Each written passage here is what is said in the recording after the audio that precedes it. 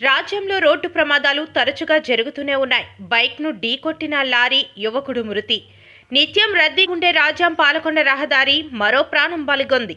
అసలే రద్దీగా ఉండే రహదారి, దానికి తోడుగా పండుగ సీజన్ కావడం, పెద్ద పెద్ద షాపింగ్ మాల్స్, సినిమా హాళ్లు ఆ రోడ్డులోనే ఉండటంతో ఈ రహదారి మరింత రద్దీగా మారింది.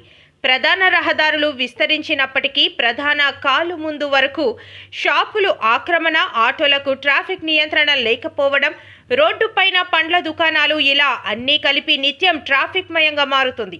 ఆఫీసులకు వెళ్లే వాళ్ళు, పిల్లలను స్కూలుకు తీసుకువెళ్లే తల్లిదండ్రులు తిరిగి ఇంటికి చేరే వరకు ఎటు నుంచి ఏ ప్రమాదం ముంచుకొస్తుందోనని భయంతోనే తప్పక రోడ్డెక్కుతున్నారు.